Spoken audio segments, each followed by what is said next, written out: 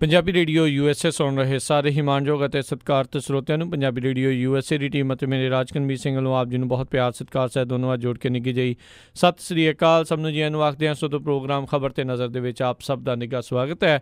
Programme ਖਬਰ ਤੇ ਨਜ਼ਰ ਦੇ ਵਿੱਚ ਇਸ ਟਾਈਮ ਮੇਰੇ ਨਾਲ ਜੁੜ ਚੁੱਕੇ ਨੇ ਮਿੰਟੂ ਗੁਰੂਸਰੀਆ ਜੀ ਮਲੋਟ ਸਟੂਡੀਓਜ਼ ਤੋਂ। ਮਿੰਟੂ ਜੀ ਨਿੱਘੀ ਜੀ ਆਇਆਂ ਨੂੰ ਪਿਆਰ ਭਰੀ ਸਤਿ ਸ੍ਰੀ ਅਕਾਲ ਜੀ। ਸ਼ੁਕਰੀਆ ਜੀ, ਸਾਰਿਆਂ ਨੂੰ ਸਤਿ ਸ਼੍ਰੀ ਅਕਾਲ।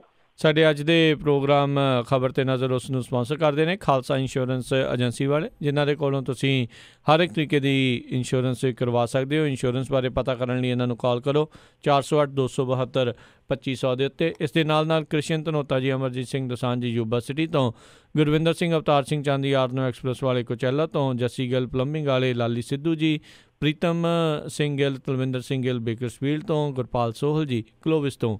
ਇਹਨਾਂ ਸਾਰਿਆਂ ਦਾ ਬਹੁਤ ਬਹੁਤ ਧੰਨਵਾਦ। ਜੇਕਰ ਤੁਸੀਂ ਜਾਂ ਕੋਈ ਹੋਰ ਕਾਰੋਬਾਰ ਇਸ ਪ੍ਰੋਗਰਾਮ ਨੂੰ ਸਪੋਂਸਰ ਕਰਨਾ ਚਾਹੁੰਦੇ ਹੋ, ਸੰਪਰਕ ਕਰੋ ਨੰਬਰ 408-722-7698 ਦੇ ਉੱਤੇ।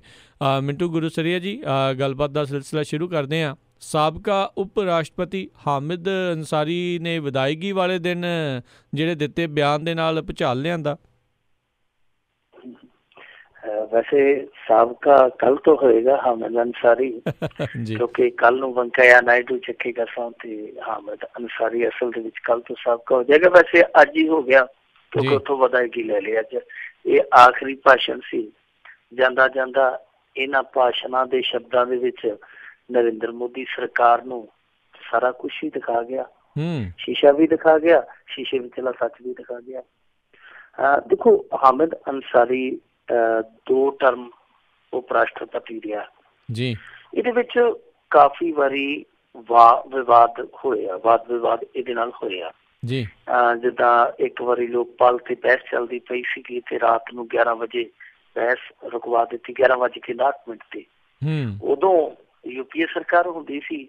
ਵਿਰੋਧ ਦੇ ਵਿੱਚ ਜਿਹੜੇ ਭਾਰਤੀ ਜਨਤਾ ਪਾਰਟੀ ਵਾਲੇ ਸੀ ਕਹਿੰਦੇ ਸੀਗੇ ਕਿ ਸਦਨ ਚੱਲਣਾ ਚਾਹੀਦਾ, ਪਰ ਨਹੀਂ, ਇਹਨਾਂ ਨੇ ਰੁਕਵਾ ਦਿੱਤਾ ਸੀਗਾ। ਉਦੋਂ ਵੀ ਵਿਵਾਦ ਬਹੁਤ ਹੋਇਆ। ਇੱਕ ਵਾਰੀ ਮਾਰਸ਼ਲਾਂ ਤੋਂ ਇਹਨਾਂ ਨੇ ਚੁਕਵਾ ਦਿੱਤੇ ਸੀਗੇ MP, ਉਦੋਂ ਵੀ ਬੜਾ ਵਿਵਾਦ ਹੋਇਆ ਸੀਗਾ। ਫਿਰ ਤਿਰੰਗੇ ਨੂੰ ਲੈ ਕੇ ਵਿਵਾਦ ਹੋ ਗਿਆ ਸੀ ਇੱਕ ਜੀ। ਕਹਿੰਦੇ ਸੀਗੇ ਕਿ ਅੰਸਾਰੀ ਨੇ ਤਿਰੰਗੇ ਨੂੰ ਸਲਾਮ ਨਹੀਂ ਕੀਤਾ। ਉਦੋਂ ਬੜਾ ਵਿਵਾਦ ਹੋਇਆ। ਪਰ ਉਦੋਂ ਵੀ ਅਸਲ ਦੇ ਵਿੱਚ ਇਹਨੂੰ ਵਿਵਾਦ ਦੇ ਵਿੱਚ ਘੜੀਸਿਆ ਗਿਆ। ਘੜੀਸਿਆ ਇਸ ਕਰਕੇ ਗਿਆ ਕਿਉਂਕਿ ਇਹ ਪ੍ਰੋਟੋਕਾਲ ਆ ਕਿ ਜਿਸ ਸਮੇਂ ਰਾਸ਼ਟਰਪਤੀ ਮੌਜੂਦ ਹੋਵੇ, ਕਿਉਂਕਿ ਉਹ ਮੇਰੇ ਖਿਆਲ ਦੇ ਨਾਲ ਗਣਤੰਤਰ ਪਰੇਡ ਸੀਗੀ, ਤਾਂ ਉਸ ਸਮੇਂ ਰਾਸ਼ਟਰਪਤੀ ਜਿੱਥੇ ਮੌਜੂਦ ਹੋਵੇ ਤੇ ਉੱਥੇ ਜਿਹੜਾ ਉਪ ਰਾਸ਼ਟਰਪਤੀ ਹੈ ਉਹ ਝੰਡੇ ਨੂੰ ਸਲਾਮੀ ਨਹੀਂ ਦਿੰਦਾ। ਪਰ ਫਿਰ ਬਾਵਜੂਦ ਇਸ ਦੇ ਹਾਮਿਦ ਅੰਸਾਰੀ ਸਾਹਿਬ ਨੂੰ ਇਸ ਵਿਵਾਦ ਚ ਘੜੀਸਿਆ ਗਿਆ ਸੀਗਾ।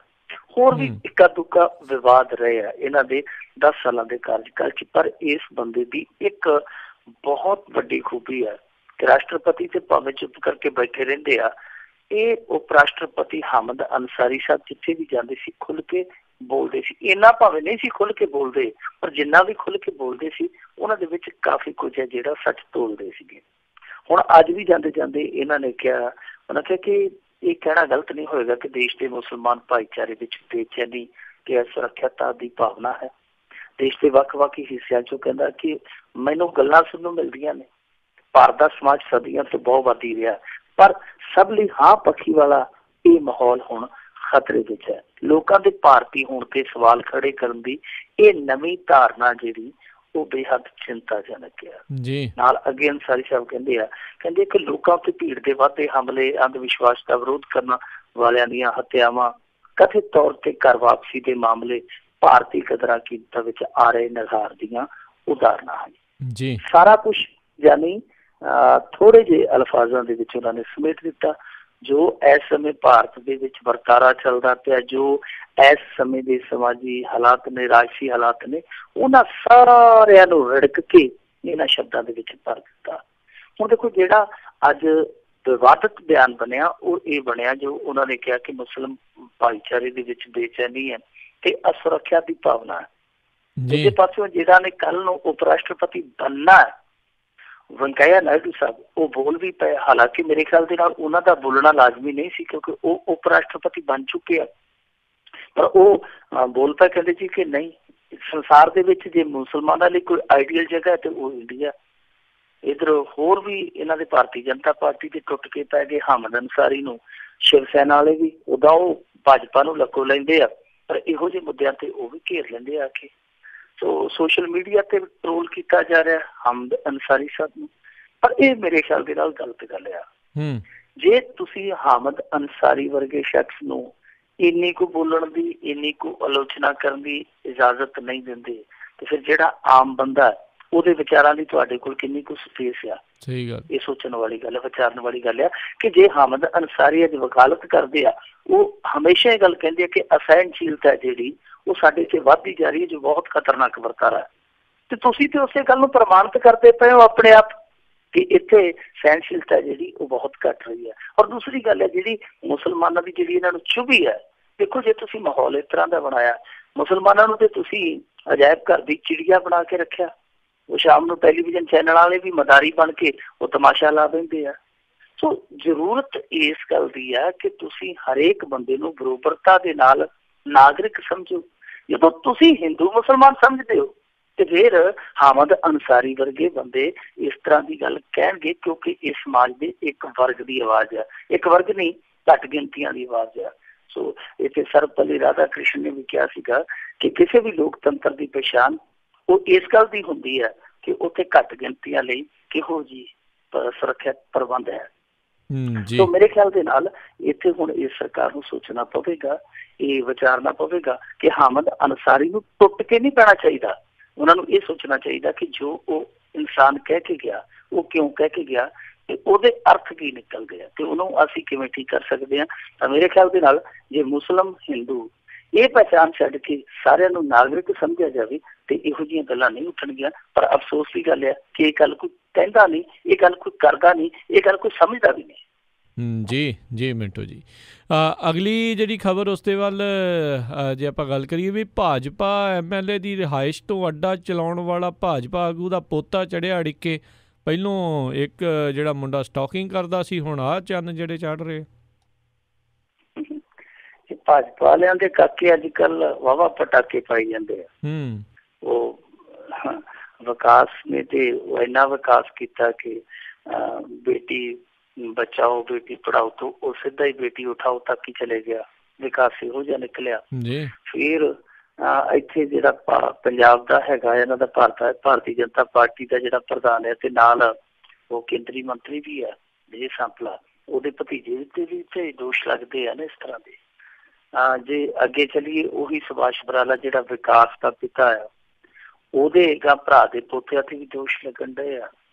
ਇਸ ਤਰ੍ਹਾਂ ਦੇ ਬਹੁਤ ਸਾਰੇ ਭਾਰਤੀ ਜਨਤਾ ਪਾਰਟੀ 'ਚ ਇੱਕ ਤੇ ਸ਼ਖਸ ਇਹੋ ਜਿਹਾ ਵੀ ਫੜਿਆ ਗਿਆ ਸੀਗਾ, ਲੀਡਰ ਦਾ ਇੱਕ ਰਿਸ਼ਤੇਦਾਰ ਜਿਹੜਾ ਕਿ ਦੇਹ ਵਪਾਰ ਦਾ ਧੰਦਾ ਚਲਵਾਉਂਦਾ ਸੀਗਾ, ਉਹ ਵੀ ਫੜਿਆ ਗਿਆ। ਹੁਣ ਜਿਹੜੀ ਇਹ ਘਟਨਾ ਸਾਹਮਣੇ ਆਈ ਆ ਇਹ ਤੇ ਕੰਨ ਖੋਲ ਦੇਣ ਵਾਲੀ ਆ। ਇਸ ਘਟਨਾ ਦੇ ਵਿੱਚ ਜਿਹੜਾ ਦਿਮਾਗ ਵਰਤਿਆ ਭਾਰਤੀ ਜਨਤਾ ਪਾਰਟੀ ਦੇ ਆਗੂ ਦੇ ਪੋਤੇ ਨੇ, ਉੱਥੇ ਵਾਕਿਆ ਕਹਿਣਾ ਪਵੇਗਾ ਕਿ ਤੌਬਾ ਤੌਬਾ ਤੌਬਾ, ਕਿੰਨਾ ਦਿਮਾਗ ਰੱਖਦਾ ਸੀ ਬੰਦਾ। ਅਸਲ ਦੇ ਵਿੱਚ ਕੀ ਹੋਇਆ ਕਿ ਇਹ ਜਿਹੜਾ ਮੁੰਡਾ ਸੀਗਾ, ਇਹ ਮੁੰਡਾ ਵੈਸੇ ਮੇਰੇ ਖਿਆਲ ਦੇ ਨਾਲ ਪੇਸ਼ੇ ਤੋਂ ਇੰਜੀਨੀਅਰ ਸੀਗਾ, ਤਾਂ ਹੀ ਇਹੋ ਜਿਹੀ ਸੋਚ ਰੱਖਦਾ ਸੀਗਾ, ਇੰਨੀ ਡੂੰਘੀ ਸੋਚ ਰੱਖਦਾ ਸੀਗਾ। ਇਹਦਾ ਬਾਬਾ ਸੀ ਜਿਹੜਾ ਦਾਦਾ ਸੀਗਾ ਉਹ ਬਹੁਤ ਮਸ਼ਹੂਰ ਹੈ ਨੇਤਾ, ਵੈਸੇ ਸੀ ਨਹੀਂ ਹੈ ਵੀ ਹੈ, ਪਰ ਉਹ ਜਿਹੜਾ ਉਹਦੇ ਕੋਲ ਅਹੁਦਾ ਸੀ ਉਹ ਸਾਬਕਾ, ਉਸ ਪੱਖੋਂ ਸਾਬਕਾ ਉਹ ਮੰਤਰੀ ਵੀ ਰਿਹਾ। ਵੈਸੇ ਕਿਸੇ ਸਮੇਂ ਉਹ ਕਾਂਗਰਸੀ ਵੀ ਰਿਹਾ। ਅਸ਼ੋਕ ਗਹਿਲੋਤ ਦੀ ਸਰਕਾਰ ਦੇ ਵਿੱਚ 1998 ਦੇ ਅੰਦਰ ਉਹ ਮੰਤਰੀ ਹੁੰਦਾ ਸੀਗਾ। ਫਿਰ ਬਾਅਦ ਵਿੱਚ ਭਾਰਤੀ ਜਨਤਾ ਪਾਰਟੀ 'ਚ ਆ ਗਿਆ। ਮੇਰੇ ਖਿਆਲ ਦੇ ਨਾਲ 2008 ਦੇ ਵਿੱਚ MLA ਵੀ ਬਣਿਆ। ਬਾਅਦ ਵਿੱਚ ਪਤਾ ਨਹੀਂ ਉਹਨੇ ਚੋਣ ਲੜੀ ਹੈ ਜਾਂ ਹਾਰ ਗਿਆ, ਪਰ ਹੈ ਉਹ ਸਾਬਕਾ। ਉਹਦਾ ਪੋਤਰਾ ਜਿਹੜਾ ਉਹਨੇ ਇਹ ਗੱਲ ਕੀਤੀ ਕਿ ਉੱਥੇ ਕੁਝ ਘਪਲਾ ਹੋਇਆ ਸੀਗਾ। ਕੁਛ ਦਿਨ ਪਹਿਲਾਂ ਹੀ ਉਹ ਘਪਲਾ ਉਜਾਗਰ ਹੋਇਆ। ਪਾਈਪਲਾਈਨ ਪਾਉਣ ਵਾਲਾ ਜਿਹੜਾ ਪ੍ਰੋਜੈਕਟ ਸੀ ਉਹਦੇ ਵਿੱਚੋਂ ਕੁਛ ਲੋਕਾਂ ਨੇ ਧਾਂਦਲੇਬਾਜ਼ੀ ਕੀਤੀ। ਉਸ ਬੰਦੇ ਨੇ ਕੀ ਕੀਤਾ ਕਿ ਉਹ ਜਿਹੜੀ ਉੱਥੋਂ ਦੀ ਐਂਟੀ ਕ੍ਰਾਈਮ ਬ੍ਰਾਂਚ ਸੀਗੀ, ਉਹਦੇ ਮੁਖੀਆ ਦੇ ਨੰਬਰ ਤੋਂ ਉਹ ਫੋਨ ਕਰਦਾ ਸੀਗਾ। ਕਰਦਾ ਕਿਹਨਾਂ ਨੂੰ ਸੀਗਾ? ਉਹਨਾਂ ਘਪਲੇਬਾਜ਼ਾਂ ਨੂੰ ਜਿਨ੍ਹਾਂ ਦਾ ਇਸ ਕੇਸ ਦੇ ਵਿੱਚ ਨਾਂ ਬੋਲਦਾ ਸੀ, ਨਾਂ ਬੋਲਦਾ ਸੀਗਾ। ਔਰ ਉਹਨਾਂ ਨੂੰ ਇਹ ਆਫਰ ਦਿੰਦਾ ਸੀਗਾ ਕਿ ਜੇ ਤੁਸੀਂ ਮੈਨੂੰ 10 ਕਰੋੜ ਰੁਪਈਆ ਦੇ ਦਿੰਦੇ ਹੋ ਤੇ ਮੈਂ ਤੁਹਾਡਾ ਇੱਕ ਇੱਕ ਕਰਕੇ ਨਾਂ ਆ ਜਿਹੜਾ ਉਸ ਕੇਸ ਚੋਂ ਕੱਢ ਦਊਂਗਾ। ਫਲਾਣਾ ਐਂਟੀ ਕਰਪਸ਼ਨ ਬਿਊਰੋ ਦਾ ACB ਦਾ ਮੈਂ ਮੁਖੀਆ ਬੋਲਦਾ, ਸੌਦੇਬਾਜ਼ੀ ਕਰ ਲਓ। ਤੁਸੀਂ ਇਕੱਲੇ ਇਕੱਲੇ ਤੌਰ ਤੇ ਜਿਹੜਾ ਹਿੱਸਾ ਆਉਂਦਾ ਤੁਹਾਨੂੰ ਉਹ ਮੈਨੂੰ ਦੇ ਦਿਓ, ਮੈਂ ਤੁਹਾਨੂੰ ਇਸ ਕੇਸ ਦੇ ਵਿੱਚੋਂ ਕਢਾ ਦੂੰਗਾ। ਸੋ ਇਹ ਸੌਦੇਬਾਜ਼ੀ ਜਿਹੜੀ ਸ਼ੁਰੂ ਹੋਈ, ਇੱਕ ਇੰਜੀਨੀਅਰ ਨੇ ਇਹਨੂੰ 1.5 ਲੱਖ ਰੁਪਈਆ ਦੇ ਵੀ ਦਿੱਤਾ ਕਿਉਂਕਿ ਨੰਬਰ ਜਿਹੜਾ ਆ ਰਿਹਾ ਸੀਗਾ, ਜਿਹੜੀ ਵੀ ਫੋਨ ਕਾਲ ਜਾਂਦੀ ਸੀਗੀ ਕਿਸੇ ਦੇ ਕੋਲ ਰਿਸੀਵ ਹੁੰਦੀ ਸੀਗੀ, ਉਹ ਫੋਨ ਕਾਲ ਵਾਕਈ ਉਸ ਨੰਬਰ ਤੋਂ ਹੁੰਦੀ ਸੀ ਜਿਹੜਾ ਨੰਬਰ ACB ਦੇ ਮੁਖੀ ਦਾ ਸੀਗਾ। ਤੇ ਕਮਾਲ ਦੀ ਗੱਲ ਸੀ ਕਿ ਉਹ ਤੇ ਅੱਗੇ ਪਿੱਛੇ ਭੱਜੇ ਵੀ ਫਿਰਦੇ ਸੀ, ਨਾਲੇ ਉਹਨਾਂ ਨੂੰ ਖੁਸ਼ੀ ਵੀ ਹੁੰਦੀ ਸੀ ਕਿ ਕਮਾਲ ਦੀ ਗੱਲ ਆ ਕਿ ਸਾਡੇ ਤੇ ਕੀੜੀਆਂ ਦੇ ਘਰ ਨਰਾਇਣ ਆ ਗਿਆ, ਆਪ ਹੀ ਸਾਡੇ ਨਾਲ ਤਾਂ ਸੌਦੇਬਾਜ਼ੀ ਹੋ ਰਹੀ ਆ। ਪਰ ਬਾਅਦ ਦੇ ਵਿੱਚ ਇੱਕ ਸ਼ਖਸ ਨੇ ਇਹਦੀ ਸ਼ਿਕਾਇਤ ACB ਵਾਲਿਆਂ ਕੋਲ ਕਰ ਦਿੱਤੀ ਕਿ ਤੁਹਾਡੇ ਬੰਦੇ ਇੱਕ ਪਾਸੇ ਘਪਲੇ ਫੜੀ ਜਾਂਦੇ ਆ ਸਾਥੋਂ, ਸਾਡੀਆਂ ਇਨਕੁਆਇਰੀਆਂ ਚੱਲੀਆਂ ਪਈਆਂ ਨੇ, ਸਾਡੀਆਂ ਫਾਈਲਾਂ ਖੋਲੀਆਂ ਜਾ ਰਹੀਆਂ, ਤੇ ਦੂਜੇ ਪਾਸੇ ਤੁਹਾਡੇ ਬੰਦੇ ਸਾਡੇ ਕੁਛ ਬੰਦਿਆਂ ਤੋਂ ਪੈਸੇ ਲਈ ਜਾਂਦੇ, ਜਿਹੜੇ ਬੰਦੇ ਪੈਸੇ ਦੇਈ ਜਾਂਦੇ ਆ ਉਹਨਾਂ ਨੂੰ ਕੇਸਾਂ ਚੋਂ ਕੱਢੀ ਜਾਂਦੇ। ਕਹਿੰਦੇ ਕਮਾਲ ਆ, ਕਿਹੜਾ ਬੰਦਾ? ਫਿਰ ਹੌਲੀ ਹੌਲੀ ਉਹਨਾਂ ਨੇ ਅੰਦਰ ਖਾ ਕੇ ਜਾਂਚ ਪੜਤਾਲ ਕੀਤੀ। ਉਹ ਕਹਿੰਦੇ ਕਿ ਕਾਲ ਤੇ ਆਉਂਦੀ ਆ ਵਾਕਿਆ, ਕਾਲ ਆਉਂਦੀ ਇਸ ਨੰਬਰ ਤੇ। ਫਿਰ ਜਦੋਂ ਉਸ ਅਫਸਰ ਤੋਂ ਪੁੱਛਿਆ ਕਿ ਉਹ ਕਹਿੰਦਾ ਬੌੜੀ ਖੁਦਾ ਦੀ, ਮੈਂ ਇਹੋ ਜਿਹਾ ਕੰਮ ਨਹੀਂ ਕੀਤਾ। ਫਿਰ ਉਹਨਾਂ ਨੇ ਇਸ ਨੰਬਰ ਨੂੰ ਲੱਭਣ ਲਈ ਖੋਜਬੀਨ ਸ਼ੁਰੂ ਕਰ ਦਿੱਤੀ। ਕਮਾਲ ਦੀ ਗੱਲ ਹੈ ਕਿ 9 ਮੁਲਕਾਂ ਦੇ ਵਿੱਚ ਜਿਹੜਾ ਵੀ ਨੈਟਵਰਕ ਸੀਗਾ, ਖਾਸ ਤੌਰ ਤੇ ਜਿਹੜਾ ਸਾਈਬਰ ਸਿਸਟਮ ਦੇ ਨਾਲ ਜੁੜਿਆ ਹੁੰਦਾ, ਉਹਨਾਂ ਨੇ 9 ਮੁਲਕਾਂ ਦੇ ਵਿੱਚ ਮੱਥਾ ਮਾਰਿਆ। ਆਖਿਰ ਕੀ ਹੋਇਆ ਕਿ ਜਿਹੜੇ IP ਮਿਲੇ, ਜਿਹੜੇ ਇੰਟਰਨੈਟ ਐਡਰੈਸ ਜਿਹੜੇ ਮਿਲੇ ਜਿੱਥੋਂ ਉਹ ਹੁੰਦੇ ਸੀਗੇ, ਇਹ ਕਾਲ ਹੁੰਦੀ ਸੀਗੀ, ਕਿਉਂਕਿ ਇੰਟਰਨੈਟ ਕਾਲ ਸੀ, ਇੱਕ ਇਹੋ ਜਿਹਾ ਸੋਫਟਵੇਅਰ ਸੀਗਾ ਜਿਸ ਸੋਫਟਵੇਅਰ ਦੇ ਵਿੱਚੋਂ ਤੁਸੀਂ ਜਿਹੜਾ ਮਰਜ਼ੀ ਚਾਹੋ ਉਹ ਨੰਬਰ ਅਗਲੇ ਨੂੰ ਸਕਰੀਨ ਤੇ ਤੁਸੀਂ ਡਿਸਪਲੇ ਕਰਾ ਸਕਦੇ ਹੋ। ਇਹ ਐਸਾ ਸੋਫਟਵੇਅਰ ਸੀ ਉਹਦੇ ਕੋਲੇ। ਸੋ ਉਹ ਸੋਫਟਵੇਅਰ ਵਰਤ ਰਿਹਾ ਸੀਗਾ। ਪਰ ਜਦੋਂ ਉਹਨਾਂ ਨੇ IP ਲੱਭੇ ਤਾਂ ਉਹ ਸਾਰੇ IP ਸੀਗੇ ਜਿਹੜੇ ਉਹ ਰਾਧੇ ਸ਼ਾਮ, ਜਿਹੜਾ ਕਿ ਬਹੁਤ ਵੱਡਾ ਨੇਤਾ ਜਿਵੇਂ ਤੁਹਾਨੂੰ ਮੈਂ ਦੱਸਿਆ, ਉਹਦੇ ਪੋਤੇ ਤੇ ਨਿਕਲੀ। ਔਰ ਕਮਾਲ ਦੀ ਗੱਲ ਆ ਕਿ ਉਹਦੀ ਲੋਕੇਸ਼ਨ ਕਿੱਥੋਂ ਦੀ ਸੀ? ਲੋਕੇਸ਼ਨ ਉਹਦੀ ਭਾਰਤੀ ਜਨਤਾ ਪਾਰਟੀ ਦੇ ਇੱਕ ਮੌਜੂਦਾ MLA ਦੇ ਘਰ ਦੀ ਸੀ। ਯਾਨੀ MLA ਦੇ ਘਰੇ ਬੈਠਾ ਉਹ ਅੱਡਾ 'ਚ ਜਾ ਕੇ ਇਹ ਸਾਰਾ ਕੰਮ ਕਰੀ ਜਾਂਦਾ ਸੀ, ਕਿਸੇ ਨੂੰ ਪਤਾ ਹੀ ਨਹੀਂ ਲੱਗਾ। ਪਤਾ ਹੋਵੇ ਵੀ ਤੇ ਕਿਸੇ ਨੇ ਦੱਸਿਆ ਹੀ ਨਹੀਂਗਾ। ਯਾਨੀ ਉਹ ਸਾਰਾ ਨੈਟਵਰਕ ਹੈ ਜਿਹੜਾ ਇੱਕ MLA ਦੇ ਘਰੋਂ ਬੈਠ ਕੇ ਚਲਾਉਂਦਾ ਪਿਆ ਸੀ। ਫਿਰ ਪੁਲਿਸ ਹੁਣ ਉਹਦੇ ਤੱਕ ਪਹੁੰਚ ਗਈ ਆ, ਉਹ ਉਸ ਮੁੰਡੇ ਨੂੰ ਫੜ ਲਿਆ। ਪਰ ਉਹ ਜਿਹੜਾ ਮੁੰਡੇ ਦਾ ਨਾਮ ਹੈ ਸਾਹਿਲ ਰਾਜਪਾਲ, ਉਸ ਸਾਹਿਲ ਰਾਜਪਾਲ ਨੇ ਇਸ ACB ਦੇ ਇੱਕ ਵਾਰੀ ਪਸੀਨੇ ਲਿਆ ਦਿੱਤੇ। ਬਹੁਤ ਚਲਾਕ ਸੀ, ਬੜਾ ਚਤੁਰ ਸੀਗਾ। ਪਰ ਭਾਰਤੀ ਜਨਤਾ ਪਾਰਟੀ 'ਚ ਇਹੋ ਜਿਹਾ ਹੀਰਾ ਇੱਕ ਹੋਰ ਪੈਦਾ ਹੋ ਗਿਆ। ਖੁਸ਼ੀ ਦੀ ਗੱਲ ਹੈ। ਉੱਦਾਂ ਵੈਸੇ ਭਾਰਤੀ ਜਨਤਾ ਪਾਰਟੀ ਦੀ ਜੇ ਗੱਲ ਕਰੀਏ, ਇਹਨਾਂ 'ਚ ਹੀਰੇ ਕਾਫੀ ਨਿਕਲਦੇ ਪਏ ਆ। ਇੱਕ ਉਹ ਤੁਹਾਨੂੰ ਯਾਦ ਹੀ ਹੋਣਾ, ਭੋਪਾਲ ਦੇ ਵਿੱਚੋਂ ਨਿਕਲਿਆ ਸੀ ਹੀਰਾ, ਜਿਹੜਾ IT ਸੈੱਲ ਦਾ ਹੀ ਉੱਥੋਂ ਦਾ ਸੰਚਾਲਕ ਸੀ, ਤੇ ਬਾਅਦ ਦੇ ਵਿੱਚ ਉਹੀ ਬੰਦਾ ਸੂਚਨਾਵਾਂ ਜਿਹੜੀਆਂ ISI ਤੱਕ ਪਹੁੰਚਾਉਣ ਲੱਗ ਪਿਆ ਸੀਗਾ। ਸੋ ਬਦਨਾਮੀ ਚਫੇਰੀ ਹੁੰਦੀ ਹੈ ਭਾਰਤੀ ਜਨਤਾ ਪਾਰਟੀ ਦੀ।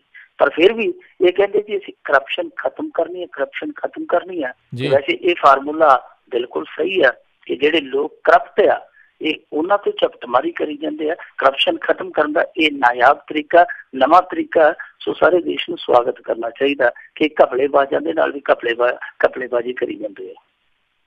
ਜੀ ਅਤੇ ਮਿੰਟੂ ਗੁਰਸ਼ਰਨ ਜੀ, ਅਗਲੀ ਜਿਹੜੀ ਆਪਾਂ ਗੱਲ ਕਰੀਏ ਵੀ ਡੇਰਾ ਪ੍ਰੇਮੀਆਂ ਨੇ ਬਰਨਾਲਾ ਲਾਗੇ ਇੱਕ ਬੱਸ ਦੀ ਭੰਨਤੋੜ ਕੀਤੀ। ਦੇਖੋ, ਅੱਜ ਮੈਂ ਕਿਤੇ ਜਾਣਾ ਸੀਗਾ ਬਾਹਰ, ਤੇ ਤੜਕੇ ਤੋਂ ਲੈ ਕੇ ਕਾਫੀ ਉੱਥੇ ਨਾ ਚੌਕਸੀ ਸੀ ਪੁਲਿਸ ਦੀ। ਤੇ ਅਸੀਂ ਪੁੱਛਿਆ ਕਿ ਇਹ ਕੀ ਗੱਲ ਆ? ਉਹ ਕਹਿੰਦੇ ਜੀ ਅੱਜ ਡੇਰਾ ਪ੍ਰੇਮੀਆਂ ਨੇ ਕੋਈ ਵਿਰੋਧ ਕਰਨਾ। ਤੇ ਅਸੀਂ ਸੋਚਿਆ ਕਿ ਕੋਈ ਇਹੋ ਜਿਹਾ ਕਲੈਸ਼ ਹੋ ਗਿਆ, ਕੋਈ ਇਸ ਤਰ੍ਹਾਂ ਦਾ ਟਕਰਾਅ ਹੋ ਗਿਆ ਰਾਤੋਂ ਰਾਤ ਜਿਹੜੀ ਇਹ ਇਸ ਤਰ੍ਹਾਂ ਦੀ ਵਿਰੋਧਤਾ ਕੀਤੀ ਜਾ ਰਹੀ ਹੈ। ਪਰ ਬਾਅਦ 'ਚ ਪਤਾ ਲੱਗਿਆ ਕਿ ਇਹ ਤੇ ਸਰਸੇ ਵਾਲੇ ਬਾਬੇ ਦੀਆਂ ਜਿਹੜੀਆਂ ਤਰੀਕਾਂ ਪੈਂਦੀਆਂ ਵੱਖ-ਵੱਖ ਕੋਰਟਾਂ 'ਚ ਵੱਖ-ਵੱਖ ਕੇਸਾਂ ਦੇ ਵਿੱਚ, ਉਹਨਾਂ ਤਰੀਕਾਂ ਤੋਂ ਅੱਕੇ ਹੋਏ ਵਿਰੋਧ ਕਰਦੇ ਪਏ ਕਿ ਸਾਡੇ ਬਾਬੇ ਨੂੰ ਪਰੇਸ਼ਾਨ ਕੀਤਾ ਜਾ ਰਿਹਾ। ਸੋ ਇਹ ਕਮਾਲ ਦਾ ਪ੍ਰਦਰਸ਼ਨ ਹੈ ਕਿ ਕਿਸੇ ਬੰਦੇ ਤੇ ਕੇਸ ਚੱਲਦੇ ਪਏ ਤੇ ਉਹਦੇ ਚੇਲੇ ਚਾਟੜੇ ਵਾਹਵਾ ਉਹ ਸੜਕਾਂ ਤੇ ਉਤਾਰ ਦਿਓ, ਮੇਰੀਆਂ ਤਰੀਕਾਂ ਕਿਉਂ ਪੈਂਦੀਆਂ। ਇਹ ਇਸ ਤਰ੍ਹਾਂ ਦਾ ਪ੍ਰਦਰਸ਼ਨ ਸੀਗਾ। ਇਸ ਸਿਲਸਿਲੇ ਦੇ ਵਿੱਚ ਬਰਨਾਲੇ ਦੇ ਲਾਗੇ ਇਹਨਾਂ ਦੇ ਪ੍ਰੇਮੀਆਂ ਨੇ ਇੱਕ ਬੱਸ ਘੇਰੀ ਆ। ਦੱਸਦੇ ਆ ਕਿ ਉਸ ਬੱਸ ਨੂੰ ਇਹਨਾਂ ਨੇ ਰਾੜਾ ਸੋਟੇ ਮਾਰ ਕੇ ਤੋੜ ਕੱਟਿਆ। ਉਸ ਭੰਨ ਤੋੜ ਦੇ ਦੌਰਾਨ ਦੱਸਦੇ ਆ ਕਿ ਜਿਹੜਾ ਬੱਸ ਦਾ ਚਾਲਕ ਸੀਗਾ ਔਰ ਇੱਕ ਹੋਰ ਜਿਹੜਾ ਆਮ ਉੱਥੋਂ ਦਾ ਯਾਤਰੂ ਸੀ ਬੱਸ ਦਾ, ਉਹਨਾਂ ਦੇ ਸੱਟਾਂ ਵੀ ਲੱਗੀਆਂ ਥੋੜੀਆਂ ਬਹੁਤ। ਹਾਲਾਂਕਿ ਜਿਹੜੇ ਇਹ ਡੇਰਾ ਪ੍ਰੇਮੀ ਕਹਿੰਦੇ ਕਿ ਨਹੀਂ ਜੀ ਕੋਈ ਭੰਨ ਤੋੜ ਹੋਈ ਨਹੀਂ, ਪਰ ਬੱਸ ਦਾ ਚਾਲਕ, ਕੰਡਕਟਰ, ਮਾਲਕ ਉਹ ਸਾਰੇ ਇੱਥੇ ਪਰਚਾ ਦਰਜ ਕਰਾਈ ਬੈਠੇ ਆ। ਤੇ ਨਾਲੇ ਜੇ ਇਹਨਾਂ ਨੇ ਇਹੋ ਜਿਹਾ ਕੰਮ ਕੀਤਾ ਨਹੀਂ, ਕਿਸੇ ਦਾ ਜੀ ਥੋੜ੍ਹੀ ਕਰਦਾ ਕਿ ਬੱਸ ਉਹਨਾਂ ਦੀ ਸੜਕ ਤੁਰੀ ਜਾਂਦੀ ਹੈ ਤੇ ਉਹ ਤੁਰੀ ਜਾਂਦੀ ਬੱਸ ਨੂੰ ਆਪ ਹੀ ਸੋਟਿਆਂ ਨਾਲ ਭੰਨ ਕੱਤਣ। ਹੁਣ ਪਰਚਾ ਦਰਜ ਹੋ ਗਿਆ। ਇਹਨਾਂ ਦਾ ਜਿਹੜਾ ਉਸ ਸਰਕਲ ਦਾ ਮੁਖੀ ਹੈ ਇਹਨਾਂ ਦਾ ਪ੍ਰੇਮੀਆਂ ਦਾ, ਉਹਨੇ ਤੇ ਇਨਕਾਰ ਕੀਤਾ ਕਿ ਇਹੋ ਜਿਹਾ ਕੰਮ ਸਾਡੇ ਪ੍ਰੇਮੀਆਂ ਨੇ ਨਹੀਂ ਕੀਤਾ। ਪਰ ਬੱਸ ਦੇ ਜਿਹੜੇ ਚਾਲਕ, ਮਾਲਕ ਉਹ ਕਹਿੰਦੇ ਕਿ ਇਹਨਾਂ ਨੇ ਕੰਮ ਕੀਤਾ ਔਰ ਇਹ ਕੰਮ ਉਦੋਂ ਕੀਤਾ ਜਦੋਂ ਇਹ ਪ੍ਰਦਰਸ਼ਨ ਕਰਦੇ ਪਏ ਸਨ। ਸੋ ਪ੍ਰਦਰਸ਼ਨ ਦੀ ਵਜ੍ਹਾ ਤੁਹਾਨੂੰ ਦੱਸ ਹੀ ਦਿੱਤੀ ਹੈ ਕਿ ਪੰਚਕੂਲਾ CBI ਅਦਾਲਤ ਦੇ ਵਿੱਚ ਕੇਸ ਚੱਲਦਾ। ਇਸ ਬਾਬੇ ਨੇ ਬਹੁਤ ਕੋਸ਼ਿਸ਼ ਕੀਤੀ, ਬੜੀ ਯਤਨਸ਼ੀਲਤਾ ਸੀ ਕਿ ਹੁਣ ਵੀ ਕੇਸ ਨੂੰ ਟਰਕਾ ਦੇਵਾਂ, ਏਦਾਂ ਵੀ ਟਰਕਾ ਦੇਵਾਂ, ਉੱਦਾਂ ਵੀ ਟਰਕਾ ਦੇਵਾਂ। ਸੁਪਰੀਮ ਕੋਰਟ ਤੱਕ ਐਪਲੀਕੇਸ਼ਨਾਂ ਪਾਈਆਂ, ਰੱਦ ਹੋ ਗਈਆਂ। ਜਦੋਂ ਸਾਰੇ ਪਾਸਿਓਂ ਬਿਲਕੁਲ ਰਸਤੇ ਬੰਦ ਹੋ ਗਏ, ਜਦੋਂ ਪਤਾ ਲੱਗ ਗਿਆ ਕਿ ਹੁਣ CBI ਕੋਰਟ ਦੇ ਵਿੱਚ ਜਾਣਾ ਪੈਣਾ, ਤੇ ਜਦੋਂ ਵੀ ਇਹ ਫਿਜ਼ੀਕਲੀ ਉੱਥੇ ਹਾਜ਼ਰ ਹੋ ਗਿਆ ਤੇ ਹੋ ਸਕਦਾ ਨਾਲ ਦੀ ਨਾਲ ਹੁਕਮ ਦੀ ਤਰੀਕ ਰੱਖੀ ਜਾਵੇ। ਤੇ ਹੁਕਮ ਕਿਹੋ ਜਿਹਾ ਆਉਣਾ ਹੈ ਉਹ ਮੇਰੇ ਖਿਆਲ ਦੇ ਨਾਲ ਇਲਾਹੀ ਸੂਚਨਾਵਾਂ ਪ੍ਰਾਪਤ ਕਰਨ ਵਾਲਿਆਂ ਨੂੰ ਸ਼ਾਇਦ ਪਹਿਲਾਂ ਹੀ ਪਤਾ ਕਿ ਹੁਕਮ ਕਿਸ ਤਰ੍ਹਾਂ ਦਾ ਆਉਣਾ। ਸੋ ਇਸ ਕਰਕੇ ਬੰਤ ਬਣਾ ਲਈ ਗਈ। ਤੁਹਾਨੂੰ ਯਾਦ ਹੋਣਾ ਪਹਿਲਾਂ ਵੀ 2013 ਦੇ ਵਿੱਚ ਵੀ ਇਸ ਤਰ੍ਹਾਂ ਹੀ ਕੀਤਾ ਸੀ ਇਹਨਾਂ ਨੇ। ਤੇ ਉਦੋਂ ਵੀ ਕਿਹਾ ਗਿਆ ਸੀਗਾ 2012-13 ਦੇ ਵਿੱਚ ਕਿ ਬਾਬਾ ਅਦਾਲਤ ਦੇ ਵਿੱਚ ਆ ਕੇ ਪੇਸ਼ ਹੋਵੇ। ਉਦੋਂ ਵੀ ਇਹਨਾਂ ਨੇ ਬੱਸਾਂ ਭਰ ਕੇ ਹਰਿਆਣੇ ਦੇ ਵਿੱਚ ਢੋ ਦਿੱਤੀਆਂ ਸੀ ਤੇ ਜੇ ਬਾਬਾ ਜਾਏਗਾ ਤੇ ਫਿਰ ਅਸੀਂ ਸਰਸੇ ਤੋਂ ਲੈ ਕੇ ਬਠਿੰਡੇ ਤੱਕ ਮਨੁੱਖੀ ਚੇਨ ਬਣਾਵਾਂਗੇ। ਉਦੋਂ ਸਰਕਾਰ ਬਾਦਲ ਸਾਹਿਬ ਦੀ ਸੀ, ਉਹ ਸਰਕਾਰ ਡਰ ਗਈ। ਅਜੇ ਉਹਨਾਂ ਨੇ ਸ਼ਾਇਦ ਉਦੋਂ ਵੋਟਾਂ ਵੀ ਲੈਣੀਆਂ ਸੀਗੀਆਂ, ਸੋ ਥੋੜਾ ਜਿਹਾ ਇਹਨਾਂ ਦੇ ਨਾਲ ਹਿਸਾਬ ਕਿਤਾਬ ਵੀ ਕਰ ਗਈ ਸੀਗੀ। ਪਰ ਐਤਕੀ ਹੁਣ ਮਸਲਾ ਹੈ ਜਿਹੜਾ, ਕਿਉਂਕਿ ਉਹ ਕੇਸ ਬਠਿੰਡੇ ਦਾ ਸੀ, ਬਠਿੰਡਾ ਅਦਾਲਤ ਦਾ, ਇਹ ਕੇਸ ਪੰਚਕੂਲਾ ਅਦਾਲਤ ਵਿੱਚ, ਜਿੱਥੇ ਜੱਜ ਸਿੱਧੇ ਰੂਪ ਦੇ ਵਿੱਚ ਸਰਸੇ ਵਾਲੇ ਬਾਬੇ ਨੂੰ ਖਰੀਆਂ ਖੋਟੀਆਂ ਸੁਣਾ ਚੁੱਕੇ ਆ ਜੀ। ਹੁਣ ਇਹ ਇੱਕ ਪੈਂਤੜਾ, ਜਦੋਂ ਸਾਰੇ ਪੈਂਤੜੇ, ਕਾਨੂੰਨੀ ਪੈਂਤੜੇ ਖਤਮ ਹੋ ਗਏ, ਇਹ ਇੱਕ ਵਿਰੋਧ ਦਾ ਪੈਂਤੜਾ। ਇਸ ਪੈਂਤੜੇ ਦੇ ਵਿੱਚੋਂ ਕੀ ਉਹ ਹਾਜ਼ਰੀ ਮਾਫੀ ਹੁੰਦੀ ਹੈ ਜਾਂ ਕੇਸ ਦੇ ਵਿੱਚੋਂ ਫੈਸਲਾ ਜਿਹੜਾ ਆਉਣਾ ਉਹ ਟਲਦਾ ਤੇ ਸਮਾਂ ਦੱਸੇਗਾ। ਪਰ ਮੇਰੇ ਖਿਆਲ ਦੇ ਨਾਲ ਇੱਕ ਪਾਸੇ ਇਹ ਜਿਹੜੇ ਕਹਿੰਦੇ ਕਿ ਅਸੀਂ ਸ਼ਾਂਤੀ ਦੇ ਬਹੁਤ ਵੱਡੇ ਪੁਜਾਰੀ ਹਾਂ, ਅਸੀਂ ਅਮਨ ਅਮਾਨ ਦੇ ਅਸੀਂ ਮੁਜੱਸਮੇ ਹਾਂ, ਇਹਨਾਂ ਲੋਕਾਂ ਨੂੰ ਇਸ ਤਰ੍ਹਾਂ ਦੀਆਂ ਗਤੀਵਿਧੀਆਂ ਨਹੀਂ ਕਰਨੀਆਂ ਚਾਹੀਦੀਆਂ। ਚਲੋ ਪ੍ਰੋਟੈਸਟ ਕਰਨਾ ਕਿਸੇ ਨੇ, ਉਹ ਕਰੀ ਜਾਵੇ, ਕੋਈ ਕਿਸੇ ਨੂੰ ਡੱਕਦਾ ਨਹੀਂ, ਪਰ ਇਸ ਤਰ੍ਹਾਂ ਦੀ ਭੰਨ ਤੋੜ ਤੋਂ ਬਾਜ਼ ਆਉਣਾ ਚਾਹੀਦਾ। ਔਰ ਦੂਜੀ ਗੱਲ ਆ ਕਿ ਜਦੋਂ ਕੇਸ ਹੀ ਪੈ ਗਏ, ਤੁਸੀਂ ਇੱਕ ਪਾਸੇ ਤੇ ਕਹਿੰਦੇ ਹੋ ਕਿ ਕਾਨੂੰਨ 'ਚ ਸਾਡੀ ਆਸਥਾ, ਦੂਜੇ ਪਾਸੇ ਕਹਿੰਦੇ ਹੋ ਕਿ ਸਾਡੇ ਬਾਬੇ ਨੂੰ ਉੱਥੇ ਪੇਸ਼ੀਆਂ ਤੇ ਸੱਦ ਕੇ ਇਹ ਧੱਕੇਸ਼ਾਹੀ ਕਰਦੇ ਆ। ਤੇ ਜੇ ਇਸ ਤਰ੍ਹਾਂ ਤੁਹਾਨੂੰ ਲੱਗਦਾ ਕਿ ਸਾਡੇ ਬਾਬੇ ਨਾਲ ਧੱਕੇਸ਼ਾਹੀਆਂ ਕਰਦੇ ਆ, ਬਾਬੇ ਨੇ ਵੋਟਾਂ ਪਾਈਆਂ ਭਾਰਤੀ ਜਨਤਾ ਪਾਰਟੀ ਨੂੰ ਦਿੱਲੀ 'ਚ ਵੀ, ਹਰਿਆਣੇ 'ਚ, ਤੇ ਤੁਸੀਂ ਜਾ ਕੇ ਸੈਂਟਰ ਦੇ ਮੂਹਰੇ ਉੱਥੇ ਜਾ ਕੇ ਕਿਉਂ ਨਹੀਂ ਇਸ ਤਰ੍ਹਾਂ ਦਾ ਪ੍ਰਦਰਸ਼ਨ ਕਰਦੇ ਕਿ ਤੁਸੀਂ ਸਾਡੇ ਬਾਬੇ ਨਾਲ ਧੱਕਾ ਕਰਦੇ? ਕਿਉਂਕਿ CBI ਉਹਨਾਂ ਦੇ ਮੁਤਹਿਦ ਆ। ਤੇ ਤੁਹਾਡਾ ਬਾਬਾ ਜਿਹੜਾ ਉਹ ਡਿੱਕਿਆ CBI ਤੇ, CBI ਡਿੱਕੇ ਆ ਕੇਂਦਰ ਦੇ, ਜਾ ਕੇ ਉਹਨਾਂ ਦੇ ਨਾਲ ਗੱਲ ਕਰੋ। ਪੰਜਾਬ ਦੇ ਵਿੱਚ ਇਸ ਤਰ੍ਹਾਂ ਦੀ ਭੰਨਤੋੜ ਕਰਨੀ ਮੇਰੇ ਖਿਆਲ ਦੇ ਨਾਲ ਇਹ ਵਾਜਬ ਗੱਲ ਨਹੀਂ। ਇਹ ਥੋੜਾ ਜਿਹਾ ਪ੍ਰੇਮੀਆਂ ਨੂੰ ਬੈਠ ਕੇ ਵੀ ਸੋਚਣਾ ਪਵੇਗਾ ਕਿ ਕੱਲ ਨੂੰ ਕਿਤੇ ਕੋਈ 19 ਜ਼ਿਆਦਾ ਹੋ ਗਈ, ਫਿਰ ਮਾਹੌਲ ਐਵੇਂ ਵਿਗੜ ਜਾਊਗਾ। ਉਹਦੇ ਨਾਲ ਚੰਗਾ ਕਿ ਤੁਸੀਂ ਜੇ ਪ੍ਰੋਟੈਸਟ ਕਰਨਾ ਜਾਂ ਤਾਂ ਸ਼ਾਂਤਮਈ ਢੰਗ ਨਾਲ ਕਰੋ, ਜੇ ਆਹ ਕੰਮ ਕਰਨਾ ਹੈ ਤੇ ਫਿਰ ਮੋਦੀ ਸਾਹਿਬ ਦੇ ਦਰਬਾਰ ਦੇ ਲਾਗੇ ਪਹੁੰਚੋ। ਜੀ। ਅਗਲੀ ਮਿੰਟੂ ਗੁਰਸੇਵਕ ਜੀ ਗੱਲ ਕਰਦੇ ਹਾਂ, ਰੇਤ ਖੱਡਾਂ ਦੇ ਮਾਮਲੇ ਦੀ ਪੜਤਾਲ ਪੂਰੀ ਹੋਈ, ਜਸਟਿਸ ਨਾਰੰਗ ਨੇ ਮੁੱਖ ਮੰਤਰੀ ਨੂੰ ਰਿਪੋਰਟ ਸੌਂਪੀ। ਦੇਖੋ, ਪਹਿਲਾਂ ਤਾਂ ਇਹਨਾਂ ਨੇ ਕਿਹਾ ਸੀਗਾ ਕਿ ਅਸੀਂ 1 ਮਹੀਨੇ ਦੇ ਅੰਦਰ ਅੰਦਰ ਰਿਪੋਰਟ ਹੈ ਜਿਹੜੀ ਉਹ ਬਣਾ ਕੇ ਪੇਸ਼ ਕਰ ਦੇਣੀ ਹੈ। ਮਹੀਨਾ ਤੇ ਕਦੋਂ ਦਾ ਲੰਘਿਆ, ਮਹੀਨਾ ਤੇ ਮੇਰੇ ਖਿਆਲ ਦੇ ਨਾਲ ਦੂਜਾ ਵੀ ਲੰਘ ਗਿਆ, ਪਰ ਫਿਰ ਵੀ ਚਲੋ ਦੇਰ ਆਏ ਦਰੁਸਤ ਆਏ।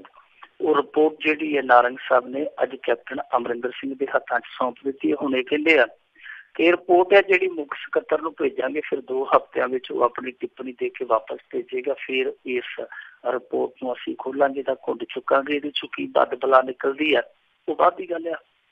ਪਰ ਆਮ ਆਦਮੀ ਪਾਰਟੀ ਦੇ ਇੱਕ ਨੁਮਾਇੰਦੇ ਨੇ ਜਿਹੜਾ ਇੱਕ ਟੈਲੀਵਿਜ਼ਨ ਡਿਬੇਟ 'ਤੇ ਅੱਜ ਬੈਠਾ ਸੀ, ਉਹਨੇ ਪਹਿਲਾਂ ਇਨਕਾਰ ਦਿੱਤਾ। ਉਹ ਕਹਿੰਦਾ ਕਿ ਪਤਾ ਇਸ ਰਿਪੋਰਟ ਦੇ ਵਿੱਚ ਕੀ ਹੈ। ਉਹ ਕਹਿੰਦਾ ਕਿ ਇਹ ਕਲੀਨ ਚਿੱਟ ਆਉਣੀ ਹੈ। ਤੇ ਉੱਥੇ ਹਰਚਰਨ ਸਿੰਘ ਬੈਂਸ ਵੀ ਬੈਠਾ ਸੀਗਾ, ਜਿਹੜਾ ਸਲਾਹਕਾਰ ਹੁੰਦਾ ਸੀ ਕਦੇ ਸਰਕਾਰ ਦਾ। ਹਰਚਰਨ ਸਿੰਘ ਬੈਂਸ ਕਹਿੰਦਾ ਕਿ ਜਿਹੜਾ ਕੈਪਟਨ ਅਮਰਿੰਦਰ ਸਿੰਘ ਆ ਇਹਦੇ ਨਾਂ ਦੇ ਨਾਲ CM ਤੇ ਲੱਗਦਾ, ਪਰ ਇਹਦੀ ਜਿਹੜੀ ਡੈਫੀਨੇਸ਼ਨ ਆ ਉਹ ਵੱਖਰੀ ਕਿਸਮ ਦੀ ਆ, ਪਰਿਭਾਸ਼ਾ ਦੀ ਵੱਖਰੀ ਕਿਸਮ ਦੀ ਆ। ਅਸਲ ਦੇ ਵਿੱਚ captain Amarinder Singh clean chit minister ਹੈ। ਉਹਨੇ ਉਦਾਹਰਨਾਂ ਵੀ ਦਿੱਤੀਆਂ। ਉਹ ਕਹਿੰਦਾ ਕਿ ਇੱਕ ਵਾਰੀ ਇੱਕ MLA ਤੇ ਦੋਸ਼ ਲੱਗਿਆ ਸੀਗਾ ਪਿਛਲੀ ਸਰਕਾਰ ਵੇਲੇ ਕਿ ਉਹ ਇੱਕ ਕਤਲ ਕੇਸ ਦੇ ਵਿੱਚ ਇਨਵੋਲਵ ਆ। ਤੇ ਕੈਪਟਨ ਅਮਰਿੰਦਰ ਸਿੰਘ ਨੇ ਕੁਝ ਘੰਟਿਆਂ ਬਾਅਦ ਉਹਨੂੰ ਇਹ ਕਹਿ ਕੇ ਕਲੀਨ ਚਿੱਟ ਦੇ ਦਿੱਤੀ ਸੀ ਕਿ ਇਹ ਬੰਦਾ ਕਤਲ ਕਰ ਹੀ ਨਹੀਂ ਸਕਦਾ ਕਿਉਂਕਿ ਇਹਨੂੰ ਮੈਂ ਜਾਣਦਾ। ਸੋ ਕਹਿੰਦਾ ਕਿ ਇਹ ਤੇ ਕਲੀਨ ਚਿੱਟ ਇਸ ਤਰ੍ਹਾਂ ਦੇ ਦਿੰਦੇ ਆ। ਸੋ ਜਾਨੀ ਅਕਾਲੀ ਦਲ ਦੇ ਵੀ ਗੁਝੇ ਰੂਪ ਦੇ ਵਿੱਚ ਆਮ ਆਦਮੀ ਪਾਰਟੀ ਨੇ ਵੀ ਉਹ ਰਿਪੋਰਟ ਸੰਪਣ ਤੋਂ ਕੁਝ ਘੰਟਿਆਂ ਬਾਅਦ ਹੀ ਨਕਾਰ ਦਿੱਤੀ ਹੈ। ਹੁਣ ਉਹਦੇ ਚੋਂ ਕੀ ਨਿਕਲਦਾ ਉਹ ਤੇ ਚਲੋ ਜਦੋਂ ਰਿਪੋਰਟ ਜਨਤਕ ਹੋਏਗੀ ਜਾਂ ਜਦੋਂ ਕੋਈ ਉਸ ਰਿਪੋਰਟ ਤੇ ਕੋਈ ਐਕਸ਼ਨ ਲੈਣਗੇ, ਜੇ ਕੋਈ ਊਣਤਾ ਪਾਈ ਗਈ ਉਹ ਬਾਅਦ ਦੀ ਗੱਲ ਆ। ਪਰ ਜੋ ਇਹਨਾਂ ਨੇ ਨੁਕਤੇ ਰੱਖੇ ਆ ਉਹ ਨੁਕਤੇ ਸਿਰਫ ਤੇ ਸਿਰਫ ਇਹੋ ਹੀ ਰੱਖੇ ਆ ਰਾਜਕਰਨਵੀਰ ਸਿੰਘ ਜੀ, ਕਿ ਦੇਖਣਾ ਕਿ ਕੀ ਮੰਤਰੀ ਦਾ ਇਹਨਾਂ ਅਲਾਟਮੈਂਟਾਂ ਦੇ ਵਿੱਚ ਕੋਈ ਪ੍ਰਭਾਵ ਸੀ ਕਿ ਕੋਈ ਗਲਤ ਹੱਥ ਕੰਡਾ ਜਿਹੜਾ ਉਹ ਅਪਣਾਇਆ ਗਿਆ। ਪਰ ਮੇਰੇ ਖਿਆਲ ਦੇ ਨਾਲ ਇੱਥੇ ਜਿਹੜਾ ਕੇਂਦਰ ਬਿੰਦੂ ਜਾਂਚ ਪੜਤਾਲ ਦਾ ਸੀਗਾ ਉਹ ਇੱਥੋਂ ਤੱਕ ਹੀ ਨਹੀਂ ਸੀ ਸਿਮਟਣਾ ਚਾਹੀਦਾ, ਅੱਗੇ ਵੀ ਜਾਣਾ ਚਾਹੀਦਾ ਸੀ, ਕਿਉਂਕਿ ਦੋਸ਼ ਇਹ ਲੱਗਦੇ ਸਨ ਕਿ 18 ਦੇ ਕਰੀਬ ਇਸ ਤਰ੍ਹਾਂ ਦੀਆਂ ਖੱਡਾਂ ਨਿਲਾਮ ਹੋਈਆਂ ਨੇ ਜਿਹੜੀਆਂ ਸਿੰਗਲ ਬਿਡ ਤੇ ਜਾਂ ਦੋ ਬੋਲੀਕਾਰਾਂ ਦੀ ਬੋਲੀ ਤੇ ਦਿੱਤੀਆਂ ਗਈਆਂ, ਜਿਹੜੀਆਂ ਕਿ ਨਹੀਂ ਦੇਣੀਆਂ ਚਾਹੀਦੀਆਂ ਸੀ। ਘੱਟੋ ਘੱਟ 3 ਬੋਲੀਕਾਰ ਹੋਣੇ ਚਾਹੀਦੇ ਆ। ਇੱਕ ਪਾਸੇ ਤੇ ਨਵਜੋਤ ਸਿੱਧੂ ਕਾਰਵਾਈ ਕਰਦਾ ਫਿਰਦਾ ਅਫਸਰਾਂ ਤੇ ਕਿ ਉਹਨਾਂ ਸਿੰਗਲ ਬਿਡ ਤੇ ਟੈਂਡਰਿੰਗ ਕੀਤੀ ਆ, ਦੂਜੇ ਪਾਸੇ ਇਹਨਾਂ ਤੇ ਦੋਸ਼ ਲੱਗਦੇ ਆ ਕਿ ਸਿੰਗਲ ਬਿਡ ਤੇ ਟੈਂਡਰਿੰਗ ਹੈ ਜਿਹੜੀ ਉਹ ਖੱਡਾਂ 'ਚ ਵੀ ਹੋਈ ਆ। ਤੇ ਫਿਰ ਜੇ ਇਸ ਤਰ੍ਹਾਂ ਦੇ ਦੋਸ਼ ਲੱਗਦੇ ਆ ਤੇ ਫਿਰ ਜਾਂਚ ਪੜਤਾਲ ਦਾ ਦਾਇਰਾ ਇੱਥੋਂ ਤੱਕ ਹੋਣਾ ਚਾਹੀਦਾ ਸੀਗਾ। ਹੁਣ ਦੇਖਦੇ ਆ ਜਿਹੜਾ ਇਹਨਾਂ ਨੇ ਦਾਇਰਾ ਰੱਖਿਆ ਉਸ ਦਾਇਰੇ ਦੇ ਵਿੱਚੋਂ ਕੀ ਨਿਕਲਦਾ ਹੈ। ਪਰ ਇਹ ਜਾਂਚ ਪੜਤਾਲ ਦੀ ਜਿਹੜੀ ਰਿਪੋਰਟ ਆ ਇਹ ਇਹੋ ਜਿਹੀ ਰਿਪੋਰਟ ਆ ਜਿਹਨੂੰ ਬਹੁਤੇ ਲੋਕ ਪਹਿਲਾਂ ਹੀ ਪੜ੍ਹ ਚੁੱਕੇ, ਹਾਲਾਂਕਿ ਹੈ ਸੀਲਬੰਦ ਆ, ਪਰ ਮੇਰੇ ਖਿਆਲ ਦੇ ਨਾਲ ਇਹ ਐਸੀ ਪਾਰਦਰਸ਼ੀ ਰਿਪੋਰਟ ਆ ਜਿਹਨੂੰ ਬਹੁਤ ਸਾਰੇ ਲੋਕ ਪਹਿਲਾਂ ਪੜ੍ਹ ਚੁੱਕੇ ਆ। ਜੀ ਮਿੰਟੂ ਜੀ, ਅਗਲੀ ਆਪਾਂ ਗੱਲ ਕਰੀਏ, ਗਾਇਬ ਹੋਈਆਂ 2000 ਮੁਲਾਜ਼ਮਾਂ ਦੀਆਂ ਫਾਈਲਾਂ ਮੁਹਾਲੀ ਦਫ਼ਤਰੋਂ ਮਿਲ ਗਈਆਂ। ਦੇਖੋ ਤੁਹਾਨੂੰ ਯਾਦ ਹੋਣਾ ਸਿਆਲਾਂ ਜਿਹਾ 'ਚ ਇੱਕ ਬੜਾ ਚਰਚਿਤ ਮੁੱਦਾ ਨਿਕਲਿਆ ਸੀਗਾ ਕਿ ਕੁਝ ਵਾਇਰਲੈਸ ਆਪਰੇਟਰ ਰੱਖੇ ਸਨ ਮੁੰਡੇ ਇਹਨਾਂ ਨੇ 5-6, ਉਹ ਨਵੰਬਰ ਦੇ ਵਿੱਚ ਭਰਤੀ ਹੋਏ, 5-6 ਮਹੀਨੇ ਉਹਨਾਂ ਨੂੰ ਤਨਖਾਹ ਨਾ ਮਿਲੀ। ਉਹਨਾਂ ਨੇ ਆਪਣੇ ਸਾਹਿਬ ਨੂੰ ਪੁੱਛਿਆ, ਸਾਹਿਬ ਜੀ ਸਾਨੂੰ ਤਨਖਾਹ ਨਹੀਂ ਮਿਲੀ, 5-6 ਮਹੀਨੇ ਹੋ ਗਏ, ਇੱਥੇ ਖੁਸ਼ੀ 4 ਮਹੀਨੇ ਕੱਟ ਲਏ, ਹੁਣ ਆਜੂ।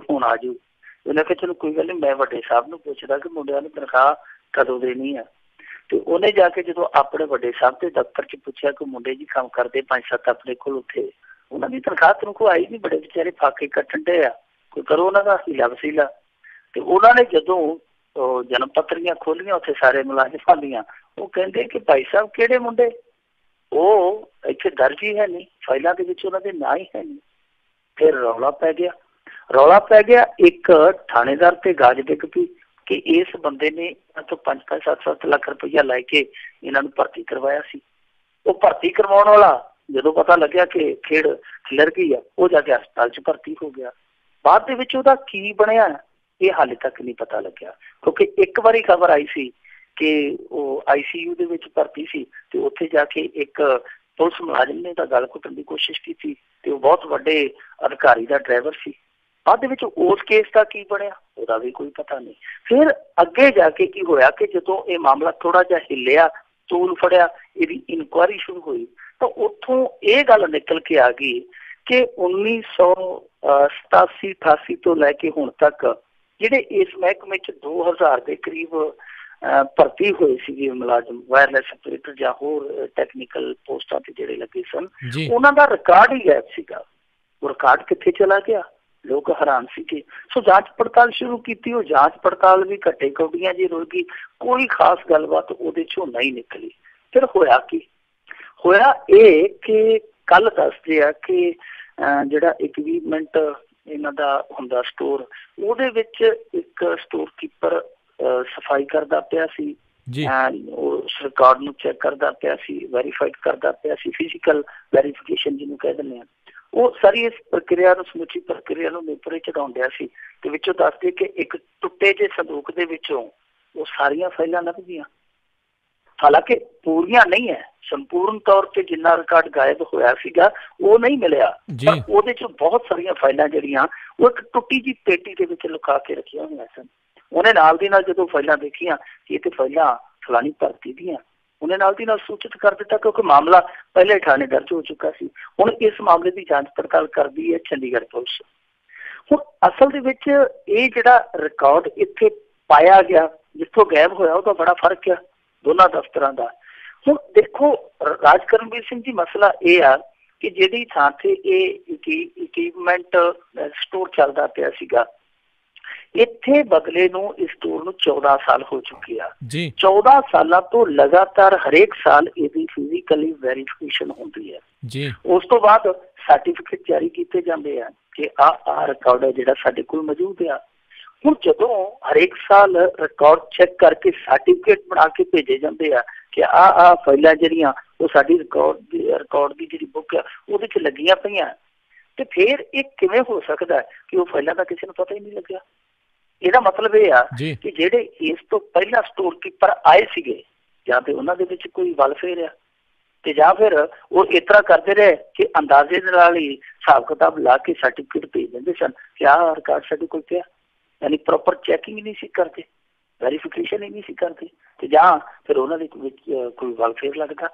ਹੁਣ ਇਹਨਾਂ ਨੇ ਮੇਰੇ ਖਿਆਲ ਦੇ ਨਾਲ ਉਹਨਾਂ ਨੂੰ ਤਲਬ ਕਰਨ ਦਾ ਫੈਸਲਾ ਲੈ ਲਿਆ ਜਿਨ੍ਹਾਂ ਨੇ 14 ਸਾਲਾਂ ਦੇ ਦੌਰਾਨ ਉੱਥੇ ਡਿਊਟੀ ਕੀਤੀ ਹੈ।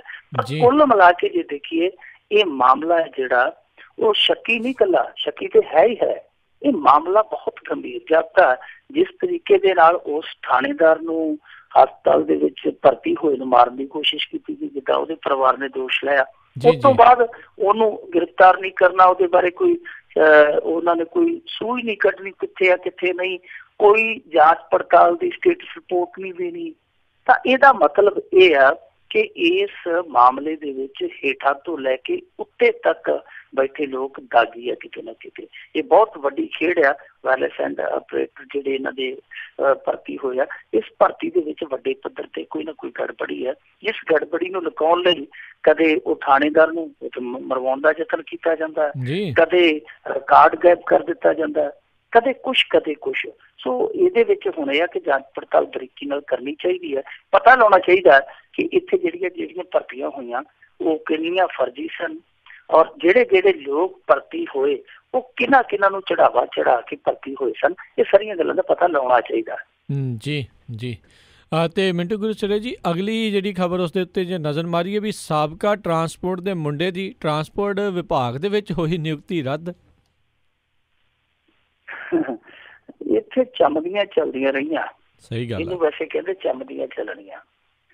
ਕਮਾਲ ਦੀ ਗੱਲ ਇਹ ਆ ਕਿ ਦੇਖੋ, ਜਿਹੜਾ ਇਹ ਟਰਾਂਸਪੋਰਟ ਕਮਿਸ਼ਨਰ ਹੁੰਦਾ ਸੀਗਾ, ਸਾਬਕਾ ਟਰਾਂਸਪੋਰਟ ਕਮਿਸ਼ਨਰ ਸੀਗਾ, ਕਿਸੇ ਸਮੇਂ ਤੇ ਛੋਟਾ ਅਫਸਰ ਸੀਗਾ ਟਰਾਂਸਪੋਰਟ ਦਾ, ਤੇ ਮੁਕਤਸਰ ਜ਼ਿਲ੍ਹੇ ਦੇ ਵਿੱਚ ਸੁੱਖ ਨਾਲ ਜੋਬ ਕਰਦਾ ਹੁੰਦਾ ਸੀ। ਤੇ ਫਿਰ ਕਿਉਂਕਿ ਮੁਕਤਸਰ ਇਲਾਕਾ ਉਹਨਾਂ ਬੰਦਿਆਂ ਦਾ ਸੀਗਾ ਗਾ ਜਿਨ੍ਹਾਂ ਦਾ ਸਾਰਾ ਪੰਜਾਬ ਇਲਾਕਾ ਸੀਗਾ, ਤੇ ਫਿਰ ਹੌਲੀ ਹੌਲੀ ਸੇਵਾ ਖਿਦਮਤ ਤੋਂ ਇੰਨਾ ਜ਼ਿਆਦਾ ਖੁਸ਼ ਹੋਏ ਕਿ ਇਹਨੂੰ ਮੁੜ ਕੇ ਟਰਾਂਸਪੋਰਟ ਕਮਿਸ਼ਨਰ ਲਾ ਦਿੱਤਾ ਗਿਆ ਸੀ। ਤੇ ਟਰਾਂਸਪੋਰਟ ਕਮਿਸ਼ਨਰ ਲੱਗਣ ਤੋਂ ਬਾਅਦ ਜੋ ਇਹਨੇ ਪਹਿਲਾ ਕੰਮ ਕੀਤਾ, ਵੈਸੇ ਕੰਮ ਤੇ ਕਈ ਕੀਤੇ ਉਹਨੇ, ਪਰ ਪਹਿਲਾ ਚਰਚਿਤ ਕੰਮ ਜਿਹੜਾ ਕੀਤਾ ਉਹ ਇਹ ਸੀ ਕਿ ਆਪਣਾ ਮੁੰਡਾ ਜਿਹੜਾ ਉਹ ਇਹਨੇ ਭਰਤੀ ਤੇ ਕਰਾਇਆ ਸੀ ਲੋਕ ਨਿਰਮਾਣ ਵਿਭਾਗ ਦੇ ਵਿੱਚ ਐਜ਼ ਏ ਜੀ। ਲੋਕ ਨਿਰਮਾਣ ਵਿਭਾਗ ਦੇ ਵਿੱਚ ਮੁੰਡਾ ਜੇਈ ਭਰਤੀ ਹੋਇਆ ਤੇ ਉਹਨੂੰ ਡੈਪੂਟੇਸ਼ਨ ਤੇ ਲੈ ਆਇਆ ਟਰਾਂਸਪੋਰਟ ਮਹਿਕਮੇ 'ਚ। ਤੇ ਫਿਰ ਕਮਾਲ ਦੀ ਗੱਲ ਇਹ ਹੋਈ ਕਿ ਟਰਾਂਸਪੋਰਟ ਮਹਿਕਮੇ ਦੇ ਉਸ ਸਮੇਂ ਦੇ ਸਕੱਤਰ ਆਰ ਵੈਂਕਟ ਰਤਨਮ ਨੂੰ ਚਿੱਠੀ ਲਿਖ ਦਿੱਤੀ ਗਈ ਕਿ ਭਾਈ ਇਹਨੂੰ ਇੱਥੇ ਪੱਕਿਆ ਹੀ ਕਰ ਦਿੱਤਾ ਜਾਵੇ। ਦੇਖੋ ਹੁਣ ਜਿੱਥੇ ਉਹ ਲੋਕ ਨਿਰਮਾਣ ਵਿਭਾਗ ਦੇ ਵਿੱਚ ਜੇਈ ਭਰਤੀ ਹੋਇਆ, ਜੇਈ ਤੋਂ ਉਹਨੂੰ ਡੈਪੂਟੇਸ਼ਨ ਤੇ ਲਿਆਂਦਾ ਗਿਆ ਟਰਾਂਸਪੋਰਟ ਮਹਿਕਮੇ ਦੇ ਵਿੱਚ, ਤੇ ਟਰਾਂਸਪੋਰਟ ਮਹਿਕਮੇ 'ਚ ਡੈਪੂਟੇਸ਼ਨ ਤੇ ਆਏ ਨੂੰ ਇਹ ਕਹਿੰਦੇ ਕਿ ਜੀ ਇੱਥੇ ਪੱਕਾ ਹੀ ਰੱਖ ਲਓ, ਮੁੰਡਾ ਕਾਬਲ ਆ, ਨਾਲੇ ਪਿਓ ਪੁੱਤ ਦੀ ਜੋੜੀ ਤੇ ਜੱਗੋਂ ਥੋੜੀ।